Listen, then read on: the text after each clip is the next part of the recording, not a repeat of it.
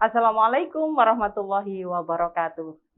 Anak-anak siswa SMA Negeri 3 Kediri, saya berharap semuanya dalam keadaan sehat dan terus semangat untuk mengikuti kegiatan MPLS SMA Negeri 3 Kediri. Jangan lupa meskipun dalam situasi yang seperti sekarang, berada di rumah untuk terus belajar, entah dari media, dari diri sendiri, kemudian dari teman atau dari orang tua, tentunya belajar yang positif. Dan saya Bu Aida masih menemani kalian untuk melanjutkan materi MPLS kita tentunya. Hari ini kita akan membahas tentang wawasan Wiyata Mandala. Seperti apa sih sebenarnya wawasan Wiyata Mandala dan bagaimana cara mengenalinya? Bersama kita sudah hadir pengajar mata pelajaran sosiologi, ada Ibu Dr. Anda Tunggal Wijayanti. Assalamualaikum Ibu. Waalaikumsalam, Mbak Aida. Sehat ya Ibu? Alhamdulillah. Baik, langsung seputar wawasan Wiyata Mandala, monggo silahkan. Baiklah, bismillahirrahmanirrahim. Assalamualaikum warahmatullahi wabarakatuh. Salam sejahtera untuk kita semuanya. Semangat sehat ya.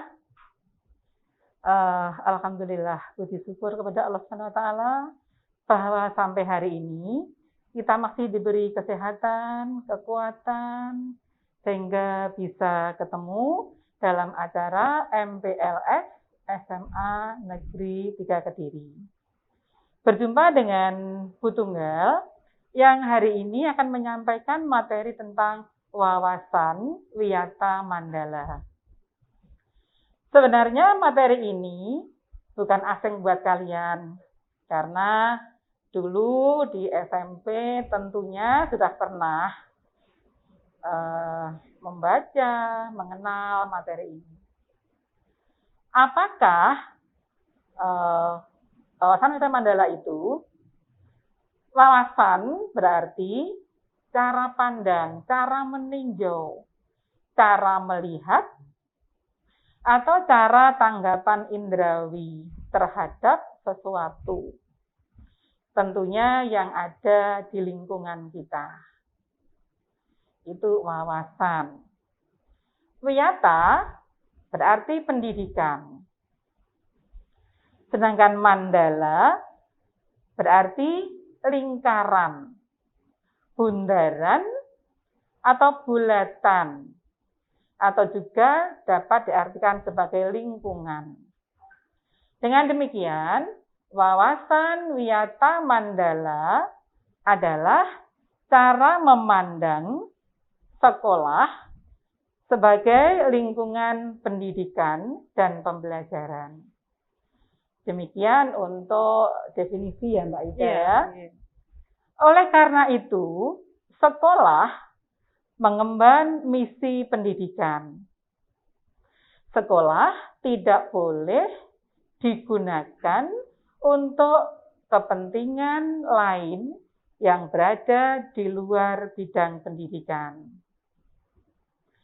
Sekolah harus benar-benar menjadi ciri khas masyarakat belajar di dalamnya.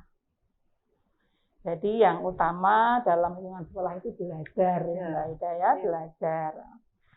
Sekolah terus-menerus menggali, mengenal, memahami, menyadari, menguasai, menghayati, dan menyampaikan nilai-nilai positif yang ada di masyarakat untuk memberikan bekal kepada anak didik. Sekolah harus menjadi suri teladan masyarakat. Di dalamnya tentunya, di sekitarnya juga, ya, karena nilai-nilai ini sangat berguna untuk kehidupan di masa yang akan datang, terutama bagi anak didik. Itu untuk ulasan awal, Mbak Aida. Berikutnya tentang dasar hukum. Dasar hukum wawasan Wiyata Mandala ditetapkan oleh Dirjen Dikdasmen sebagai sarana ketahanan sekolah. Ini sudah agak lama ketetapannya. tepatnya pada bulan Oktober tahun 1984. Jadi cukup lama. Nah, sekarang kita lihat tentang bagaimana proses seorang siswa, peserta didik, itu bisa memiliki wawasan wiyata mandala. Karena itu wajib ya Mbak Ida ya untuk siswa, apalagi siswa baru. Oh iya, semangat ya, dan juga selamat untuk kalian semuanya, karena sudah diterima di Lembaga Tercinta SMA 3 Kediri. Nah, kita kembali ke materi. Ada 3 tahap proses untuk memiliki wawasan wiyata mandala. Yang pertama adalah tahap mengetahui, yang kedua tahap mengenal, dan yang ketiga adalah tahap mencintai. Kira-kira bagaimana Mbak Aida mengetahui itu? Harus tahu dulu. Iya. Tahu itu sekedar tahu begitu ya? Mengetahui gitu ya. Iya. Begini, dari tahap mengetahui itu artinya siswa harus memiliki pengetahuan tentang lembaga itu. Gitu ya. Misalnya SMA Negeri Kediri SMA 3 Kediri itu berada di jalan apa di Kota Kediri? Oh, Jalan Mauni 88. Ada berapa ruang belajar? Gitu ya. Ini termasuk mengetahui lingkungan di mana kita akan belajar. Tempat ruang guru gitu. Iya, betul. Mengetahui di mana kantinnya. Nah, kalau anak kan suka ke kantin ya, harus tahu itu di mana kantinnya begitu. Itu mengetahui. Setelah mengetahui, ada tahap mengenal. Nah, di sini anak-anak diharapkan mengetahui lebih jauh tentang lembaga di mana dia belajar. Ya, misalnya kalau ada perpustakaan, oh tahu, letaknya tahu ya. Terus kita kenal. Nah, ada koleksi buku apa saja di perpus itu lebih jauh kita mengenal ya. Bagaimana caranya meminjam buku itu? Kira-kira siapa yang menjadi petugas di perpustakaan SMA 3 itu? Dan seterusnya. Itu mengenal. Kemudian setelah mengenal, diteruskan dengan tahap mencintai. Mencintai ini bisa berarti kita akan menggunakan dengan penuh tanggung jawab, ya. Kita jaga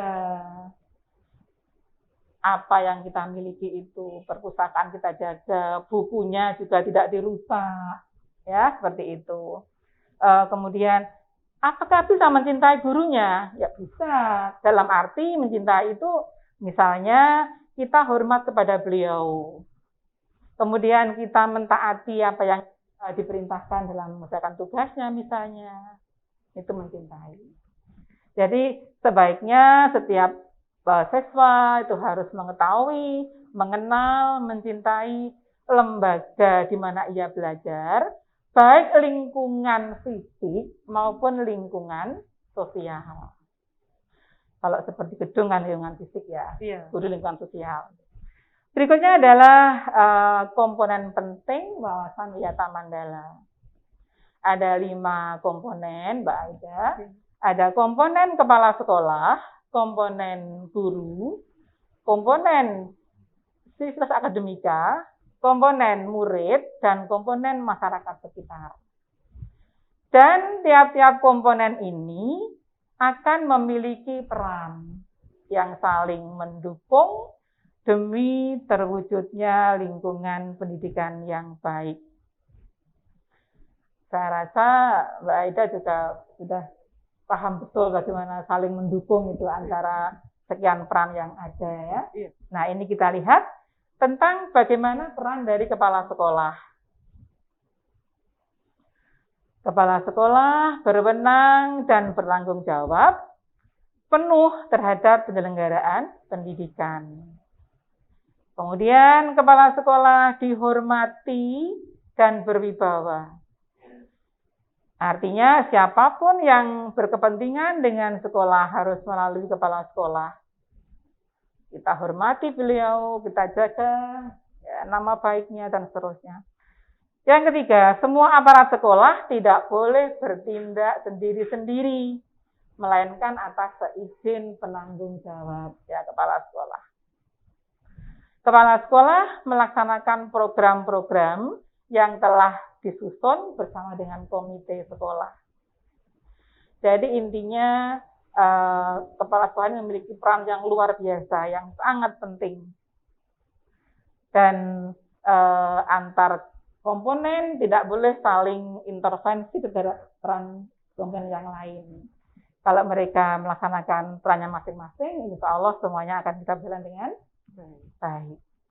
Berikutnya, ada peran guru. Nah, guru ini menempati posisi yang sangat luar biasa di sekolah ya.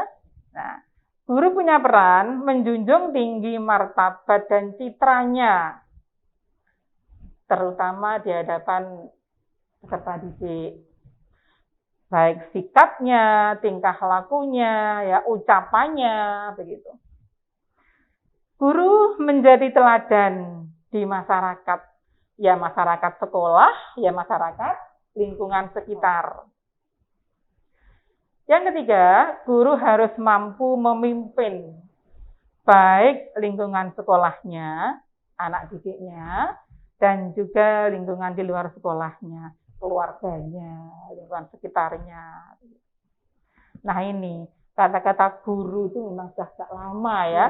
Itu memang sebaiknya bisa digugu dan ditiru. Baik oleh peserta didik, semua warga sekolah, ya maupun lingkungan masyarakatnya. Itu peran dari guru. Berikutnya adalah peran sivitas akademika. Ini merupakan gabungan dari seluruh warga sekolah ya. Bisa tata usahanya di situ. Yang harus mendukung kepentingan administrasi dalam rangka proses berbagai kegiatan di sekolah. Kemudian semua perangkat sekolah dari satpam, kemudian tukang kebun, cleaning service, bagian piket, ya semuanya itu idealnya akan melaksanakan hak dan kewajibannya masing-masing sehingga itu akan bisa mendukung proses belajar mengajar. Dan yang terakhir yang penting ini untuk warga sekolah semuanya harus menjalin rasa persaudaraan, kerjasama demi kenyamanan kehidupan warga di sekolah itu. Ini peran dari guru. Nah ini yang agak banyak Mbak Ida. Ya, ini peran murid ya. Ini banyak ini. Tapi kita tidak harus menyampaikan semuanya ya. Mungkin 3 cukup atau mungkin 4. Peran murid diantaranya adalah yang penting itu belajar ya, belajar. Tapi di sini ada beberapa contoh. Mentaati tata tertib yang berlaku di sekolah itu tanpa kecuali. Tuh. Kemudian hormat dan sopan kepada guru dan kepada warga sekolah yang lain. Kepada teman harus punya rasa sayang, menghormati juga, menghargai. Ini yang keempat ini intinya belajar yang tekun. Tidak usah menggak-menggok untuk kepentingan yang lain, ya. Itu yang utama. Tugasnya adalah belajar. Itu untuk peran murid. Yang lain-lain saya rasa bisa lihat sendiri ya nanti ya di slide yang ada. Kemudian ada peran masyarakat. Masyarakat di sini bisa dari pihak komite, dari pihak puskesmas, dari pihak kepolisian, dan seterusnya. Ini harus punya peran juga untuk mendukung kegiatan di sekolah. Nah, kita alhamdulillah dekat dengan Polsek ya Mbak Ida ya. Kalau ada apa gampang itu mengatasinya, insya Allah begitu. Ya, ini contohnya peran masyarakat mendukung program dan kebijakan sekolah dalam rangka kemajuan proses belajar mengajar. Memberikan saran juga demi kemajuan sekolah itu. Kalau ada apa-apa, bolehlah silakan beri saran, masukan, solusi, gitu ya. Gitu. itu peran dari masyarakat. Dan tentunya ikut menjaga keamanan lingkungan sekolah. Dan mengadakan kerjasama, jadi kita kolaborasi di situ biar lebih maksimal dalam proses belajar mengajar itu sendiri. Nah, sekarang kita lihat, kita tambahkan juga mengenai penggunaan sekolah ya dalam wawasan Wiyata Mandala. Sebagai lembaga pendidikan, maka sekolah ini tidak boleh digunakan untuk apa saja ini. Satu, misalnya untuk promosi dan penjualan produk yang tidak ada hubungannya dengan pendidikan. Nah, ini saya rasa di sekolah kita sudah ada ya kegiatan preventif untuk itu. Kemudian tidak juga untuk kepentingan penyebaran aliran sesat. Nah, ini ya tidak boleh ini. Atau penyebaran agama tertentu yang bertentangan dengan undang-undang. Juga tidak boleh untuk kepentingan propaganda politik. Tidak boleh kampanye di sekolah ya. Tidak boleh. Kemudian syuting film atau sinetron tanpa izin. Tapi kalau izin boleh ya, izin dari sekolah, dari Pemda itu penting sekali. Atau kegiatan yang dapat menimbulkan kerusakan, perselisihan, sehingga suasana sekolah menjadi tidak kondusif. Ini benar-benar tidak diperkenankan di sekolah ini. Maaf, sebelum saya akhiri, ada satu lagi yang penting Mbak Aida, mengenai ketahanan sekolah. Ya, ini salah satu faktor yang mendukung program wawasan Wiyata Mandala. Apa itu ketahanan sekolah? Jadi kondisi dinamis yang berisi kemampuan, ketangguhan sekolah itu untuk menghadapi semua tantangan atau hambatan. Demikian.